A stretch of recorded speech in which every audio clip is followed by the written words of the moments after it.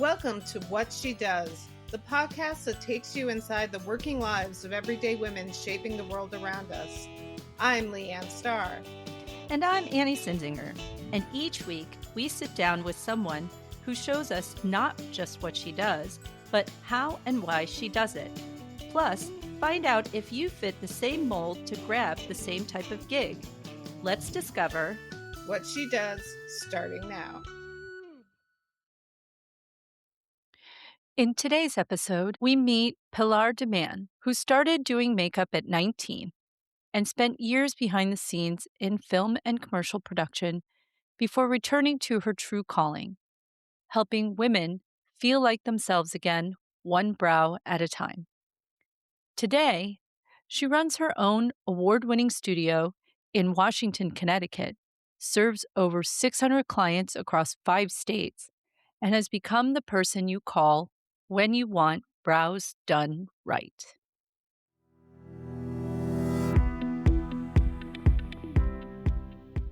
We're going to welcome Pilar DeMann to our podcast, and she's a brow esthetician. So, welcome, Pilar. Thank you so much for having me. I have a lot of questions about brows because you really can't see my brows. You can't see mine either. Talk to me about why did you become a brow esthetician? I went to makeup school when I was 19. I didn't really know what I wanted to do for my life. And my mom suggested going to makeup school. And I went to a school called Joe Blasco in Los Angeles. It's no longer there. I think it shut down maybe just before the pandemic. And there was a man called Mr. Bailey. And Mr. Bailey taught us about eyebrows. And just seeing the transformative nature of an eyebrow when you really see it happen is incredible. And I was hooked. So I always did makeup, I always did eyebrows, but for a long time I did something else. So I have questions, especially about microblading. So can you talk to me about microblading specifically? Because that's tattooing, isn't it? yes, it is. A lot of people have it done to them. A lot of people learn the craft and do it to other people. It is technically a tattoo because it is pigment being deposited into the skin. It is more shallow than a bodywork tattoo. So some people like to say that it is semi-permanent, but I think that the leaders in the industry are now saying, please don't say that because it's not totally accurate. It could take up to 10 years for a brow tattoo to fade. And I've seen people that have a brow tattoo or microblading that will never fade. It was so deep that it's in forever.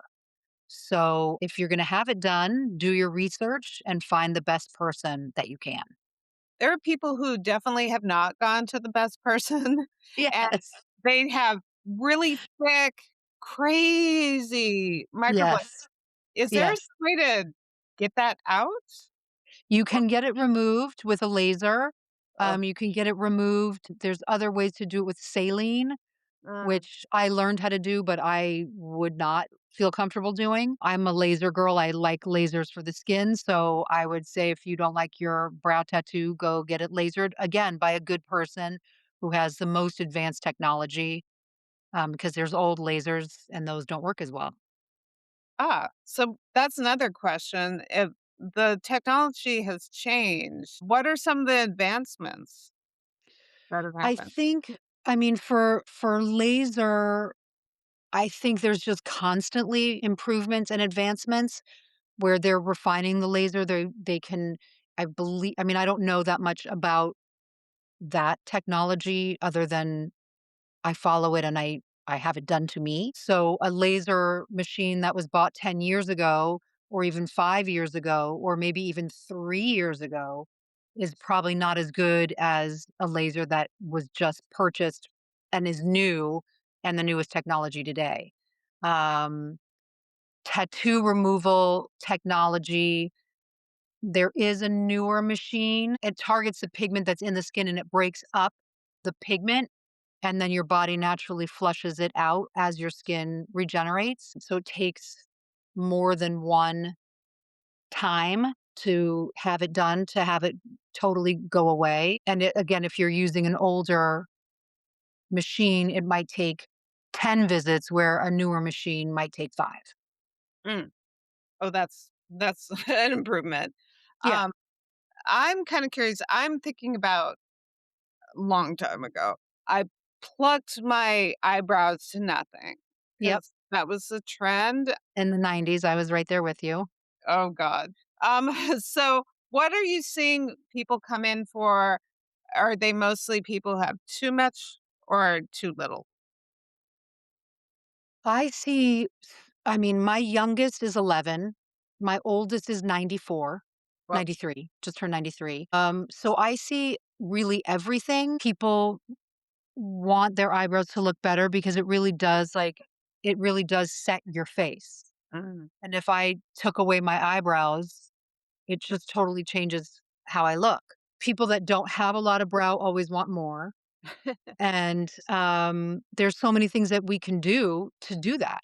And then a lot of people come in who don't know sort of how to style their brows, like mm, what makeup to use, how to do it.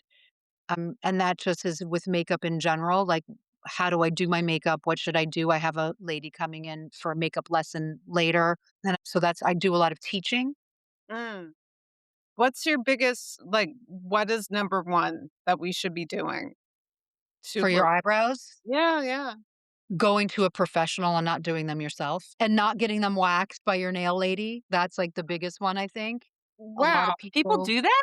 yeah, a lot of people go just to where it's like super easy to have them done and they get them waxed. And no offense to my gals who do that service, but I am specifically trained to do eyebrows. I'm not specifically trained. I don't wax eyebrows, but I don't do any kind of body waxing, but I'm trained to do eyebrows. So that's why I do a good job because I was trained to do it. And I think when you go to school and you learn everything, because when you become a cosmetologist and you have that license, in that school, you learn hair, you learn a little bit of makeup, you learn nails, and you learn like body waxing. And I think you learn facials too. So Mm, you hold that license and you technically can do all of those services, but you might not be really good at all of those services. Like, I oh, don't want my lady that's doing my body waxing to then blow dry my hair. Like, not that she can't, but maybe she shouldn't. Do you know what I'm saying? what is the number 1 biggest mistake you see besides people going to get their Brows brows wax. waxed by their nails? I think the number one, I mean, in terms of brows or in terms of makeup. Brows or both, actually. So I think, I mean, for brows, it's either doing them yourself Mhm, or having them done by someone who doesn't really know what they're doing. And mm, then with makeup, I feel like women, let's say 50 and above, mhm. get sort of lost and stop wanting to wear makeup. So they just don't. And I think that when we're 50 and above, that's when we actually really need makeup. You don't Oh, need a lot of makeup. You need a little makeup, but you need makeup every day. ah, okay. She says to the people who are not wearing makeup. And what kind of makeup would you suggest? We're ladies over 50. And what's kind of like the basic women should be wearing as they get older? I think that we all need our brows. So, like a little tinted gel is great, Mm, really easy to use. Almost every brand has them. I like the one from ELF. It's just cheap and it's a small brush. I just like mm, that one myself. So brows, lashes, lips, cheeks. You need a little color on your face every day. You need a little color on your lips every day. My favorite thing is Burt's Bees makes a tinted mm. balm. Yep. It's like chapstick that has a little bit of color, and they make it's called Mm, Petal. Maybe it's very light pink. You just swipe it on. I keep one in my car. I keep one in my purse. I keep one on my desk. I always have color on my lips because as we get older, everything starts to kind of fall down. but it also kind of blends into one color. So no matter what color your skin is, like you just kind of, I say beige out because I'm beige, but like we all just kind of like everything just loses pigmentation. We just become sort of like glowworms, like all one color. So you have to put like I have concealer on my inner corner of my eyes, my outer corner Mhm. of my eyes, and then I have cheek color on, lip color. Okay. I curled my lashes and I put on mascara and I put on my brows. Takes me 5 minutes in the morning. I should have done a little more because we're on camera, but I elected to do so. You don't Don't need worry to worry about about that. Yeah. it. But you have big glasses, I have big glasses. Yes, I love big glasses. I know. You can't see my eyebrows with I can see gla them. you can see them. Yeah. Yep. You can see them. The professional can see them. So, yes or no, are they a good thing or bad thing? Yes. Glasses are great. I love big glasses. These are like sort of my smaller ones. I think glasses because again, like ladies of a certain age, like I can't see. So I need to wear glasses. And if I'm going to wear Mm, glasses, I want them okay. to like, Yeah. it's So, having fashion. glasses that make a statement is a good thing. Yeah. I mean, they could be tiny. I just don't like tiny on me. I have like big features. So I need big Yes, things. me too. Yeah. Pilar, I have a question. You mentioned earlier that you did something previously before deciding to do beauty specifically. What were you doing before? So it was actually sort of in the middle. Okay. So when I first started makeup, I was 19. I was so Oh, young and I was so oh, shy. And it was so hard to get work because I wasn't really good at being sort of a hustler and getting out there and, saying what I did and trying to get jobs. And so I ended up working in commercial and music video ooh, production. mm, I worked for many years for a director. Then I represented directors, and then I just worked in production for a long time, but I always did my makeup on the side for whoever needed wedding makeup and special occasion makeup, I would do that. And so when I moved from Los Angeles to Connecticut, where I am now, I was like, needed a job. And I was like, what am I going to do? I don't want to be in production anymore because I didn't want to work those hours. So I ended up working at a really wonderful local salon. They didn't have a makeup artist or a brow specialist. So I worked there for 3 years. And that kind of gave me my restart. And then, now that you've had all this experience, like what led you to then create your own business in doing brows specifically? So I worked at this one salon and then I was working at the same time at another salon and things kind of weren't working out mm, there. So I thought about going on my own and I worked with an amazing, she's actually a medium. oh, Her name is Jeannie okay. Street. And I worked with her on kind of getting clear in my mind.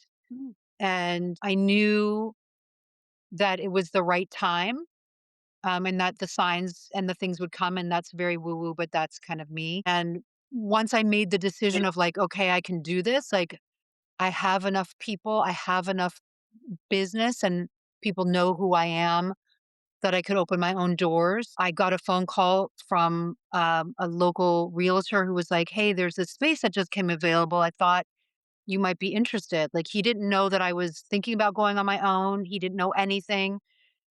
And that was my first space. It was amazing. And I just did it because I knew that I had a following and I knew that if I opened my own doors that I could succeed because I had a following. that's great. So you were no longer the shy little girl. No, that shyness, I think it's funny. I just was talking about it with someone earlier today. I don't know if it was just getting older or if it was the process of becoming a mother that makes you unshy because that takes away a lot of your humility when you're delivering a baby. Yeah, You know, that's true. you can't be shy. Like it's Yeah. all of a sudden everybody's right there all the time. And it just takes away that part of you that where you I guess you become precious for someone else. As a working mom, you went into business for yourself. Were there other adjustments you had to make when you suddenly another little Um, person that you had to deal with? yeah, I've been really, really lucky. The salon where I first worked, I said I take my daughter to school every morning and I pick her up every Oh, afternoon. So I can work in those hours in between and I will work very, very hard and do all of the things that I do. And I maintain that now on my own. I mean, my daughter's now oh 16, wow. so it's not the same level, but my first commitment is to her and I was lucky that I could do that for her. Yeah. And that I had a boss who was great and said, "Okay." Not everybody gets that. Yes, that's so important to have an understanding. We're both moms, so we understand that trying to Mm, juggle is not. It's not easy, Mhm. and people won't give you what you don't ask for. And I think we are sort of conditioned to, just take what we're given and not ask for what we Mhm. need, and that I think comes with maturity and age is that and I think younger girls are getting that more now of, like, ask for what you need because you might just get it. mm, Good point. good point. What what's a typical day like in your salon? Um, I come in if it's like today is beautiful, so I didn't have the heat on, but usually I'll take my daughter to school, swing by, turn the heat on, go home, feed the dogs, do all of that stuff, then come to work. And when I come to work, everything's warm, and then I set up. So I set up my station for brows. I have a separate station that's for microblading or tattooing of the brows. Um, and I usually do like, I'm doing a makeup lesson today, so I have my big bags open now, and I'll set up sort of where I write everything down, so when someone comes in for a lesson, I have a map of, like, a face, a picture of a face, drawing, and then I write all the things that they're gonna do, all their steps on that, and then I send them home with a shopping list, so I have a little station where I do all my writing, and then I lay all my makeup out, and when they're done, I clean everything up, sterilize everything, send them on their way. So and then I, turn off my lights and lock my doors. Ah, that sounds really good. It's good. How much of your work is client based versus like the business behind the scenes? Because as an entrepreneur, you're kind of juggling both those things at the same time. Yeah, I never thought about that. The business part is something that I'm still learning. I have a client who's a good friend who's taught me to start writing everything Mm, down. So I write down who comes in, what services they received, how much that cost, how they paid. So I keep that ledger. And that has been really helpful in teaching me how to spend or mhm, save. Uh, I recently raised my prices. I hadn't raised my prices in 10 Whew. years. Oh, wow. I would sort of feel bad, like I want everybody to be able Mm. to have the service, but it was really time for me to raise my prices. Like I work really hard and my back hurts. And so I raised my prices by $10 and it's made a huge difference for mm, me. Like it's like, oh wow, like now I actually feel like I'm earning. Mm. Um, And I also keep a ledger of everything that I mm, spend. So every time I order new pigments or I just ordered a bunch of new brow pens because I'm very into these new Mhm. brow pens. They're so great. So I just ordered like 6 of those, but I write it down in a separate ledger so I know at tax time, but I can keep I'm a spender. I'm a like if I have it, I spend it. So I have to really be careful, Yeah. and and my friend B taught me to keep a ledger of everything. Are you thinking in terms also of retirement, of having savings? I fantasize about that, but I don't. My husband and I were talking about it last night, and I said, "I don't wanna, like, I love what I Mm, do. I really love it. I can't imagine not doing it." And, and it's sort of getting potentially bigger. I have an opportunity to which I'm gonna explore this month, about going about an hour away to a town called New mm, Canaan. mm. I've done a couple of events there, and in during those events, met I probably have about 30 women down there now. They don't wanna drive an hour, and I can't do that every day, but if I can get a space that is nice, and my whole thing is, like, having a quiet space to work, I might go down there once a month. Oh, wow. So expansion. Why is a quiet space important? I think being a lady of a certain age, I'm finding that I'm really sound sensitive. Wow. Mm, Like, if the radio's on and my husband's talking to me, I'm like, no." Or if, I have both my husband and my daughter talking to me at the same time, I'm like, "No, it's, like, too much." So and being from salons, like, salons are loud. Those Yeah. blow mhm, dryers are going, mhm. everybody's talking, there's music. It's Jesus, sort yeah. of hectic.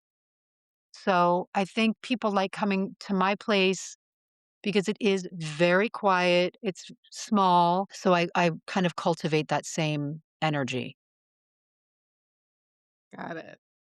What do you think has been the biggest challenge that you've had in your career? I think the biggest challenge is always getting clients, and how do you do that? And, I think it really depends on where you are, like, where you are located, literally. When I went on my own in 2017, no, 2019, the area that I live is very small. It's very rural, and we have a fabulous local magazine called Litchfield Magazine. They do all kinds of, it's a great magazine, I love it. All Mm, kinds of different stories, and mm, I learned that doing a straightforward ad that looks like an ad doesn't bring any business. It's expensive, first of all, but you have to mhm. invest in your own business to get your business going. But there's something called sponsored content, which is an article, but you pay for it. So it's like an ad, but it reads like an article. Mhm, And I did that, and it probably built Mhm. almost my entire business. I got so many clients because it lets people know who Whoa. you are Okay. and what you do without it looking like an advertisement. So it reads like an article. There's a picture, there's a story, and people want to know your story. Mm, And and then plus word of mouth. I think I mm. think investing in myself was probably the hardest thing to do, and that was the most worthwhile. and beauty is a lot of beauty is pushed on social media. Like, Yes. Good. that is such Mm. a huge way to amplify. Yes. Do you do that for your business too? Is that an important part of how you communicate? Because you've already identified that certain local things are good Yeah. and then branching out through word of mouth. But have you tapped that as a opportunity? Yes. So I am on Instagram. I am on TikTok, not as much, but I try. I try to post several times a week. I have a girlfriend who was like, "You could be an influencer. You have to do it. You have to make videos." And so we started, she was like, "I'm going to help you." We started doing them. I found it Oh my god. really annoying. It's just like, not, I just didn't really like it, but now I do them myself, the videos, and I send them to her and she edits them, God bless her, Mm, because I don't know how to do that and I don't wanna learn. I think I'm gonna have to, but right Mm, now I'm gonna say no. And then there's a great company called Social Cat. I work with them. They help sort of what I'm considered like a micro influencer, because mm, mhm. I have under 10,000, actually I have under 5,000 followers. Um, but I definitely have seen in the last probably year a big shift. Mhm. I've run into people and they're like, "Oh, I follow you on Instagram." I'm like, "Me?" I'm like, "Oh my God, really?"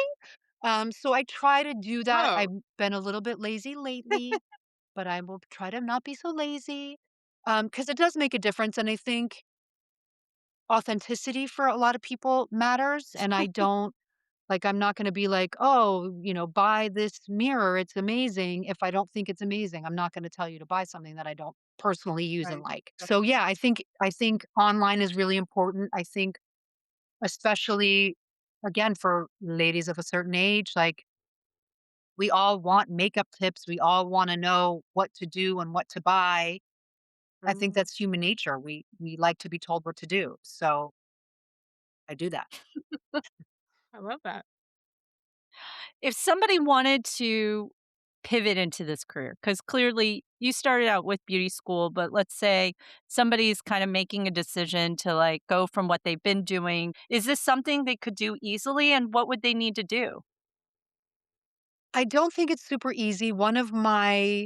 I don't think it's a regret, but one of the things I wish I had was I wish I had my license in cosmetology. I wish I went to school because I went to Oh, makeup school. So I have a certification and I have a lot of different certifications and I have my licensing for tattooing, but I don't have my cosmetology license.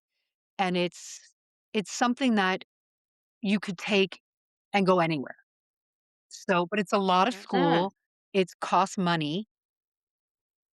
Mm. So I have a client whose daughter, I think she went to law school and now she wants to pivot and she wants to be an esthetician. She wants to do like facial and skin work. So she's going to night school to get her license because that's what she feels is her real passion. So I think that's great. And I think if you're really interested in anything, whether it be you want to be a brow specialist, you want to be a makeup artist, you want to be a painter, you want to be a ballet dancer, whatever it is that you really wanna do, you gotta work really hard to do it, and it generally, you know, will work out. That's great. Yeah. What do you think are the top skills needed to do your job well? I think you have to be a people person, I think you have to have a lot of patience.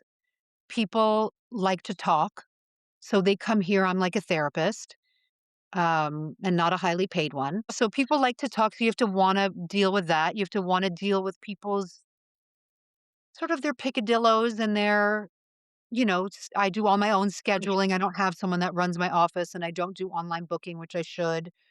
And then I Mhm. just have a trained eye. My eye is very trained.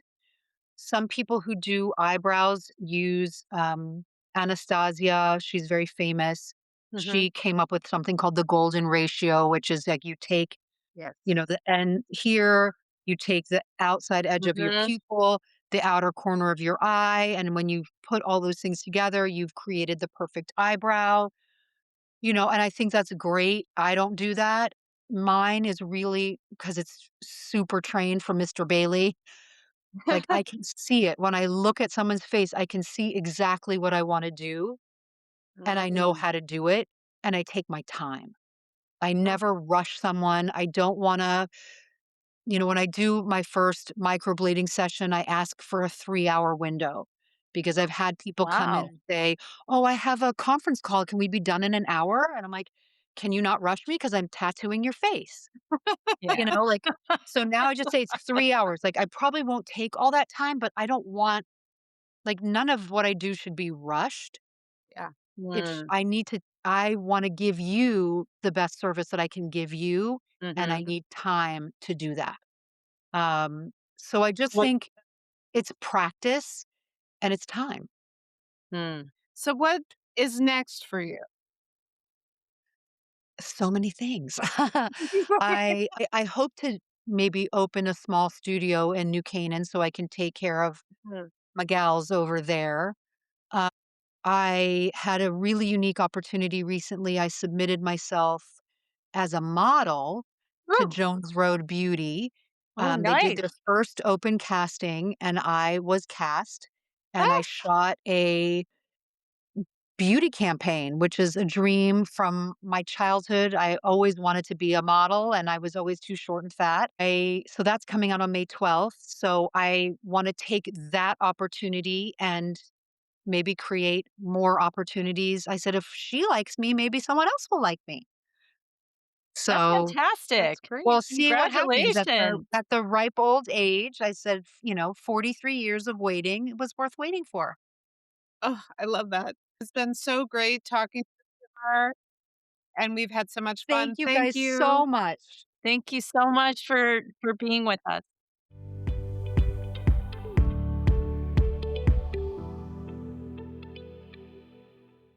My biggest thought about Pilar's story Mhm. is the turn she took. In Yeah, fact, not actually even knowing what she wanted to do, but then turning that into something that she did on the side for a while, to then turn it into a true business because she really loved doing it. And that's sort of like even the crux of our show is about people who love what they do and why they do it. So I yeah. thought that was fun learning about her story in particular.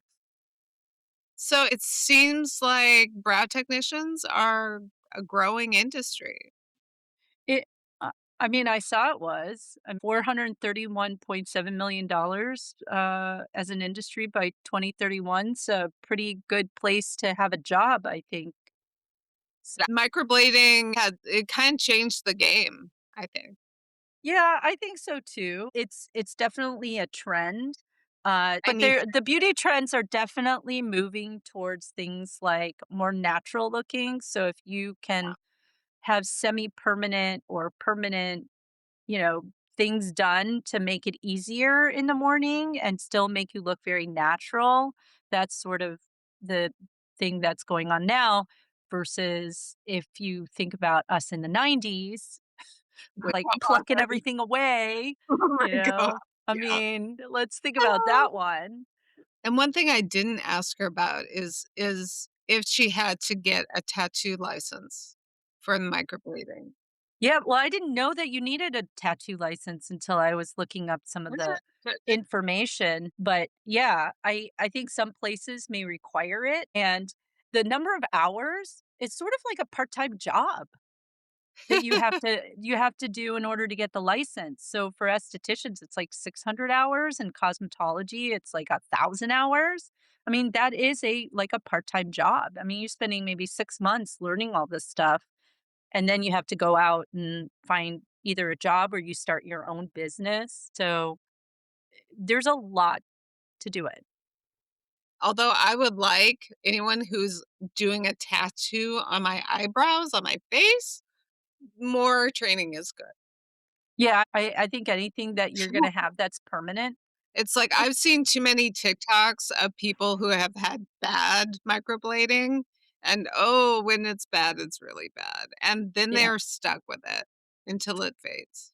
Yeah, Pilar did mention that. She said that you should really research if you're thinking about doing it. So if you're wanting to follow a trend like this, probably a good idea to really look into the person's background so that you know you're Yeah, getting the right kind of service. that's true.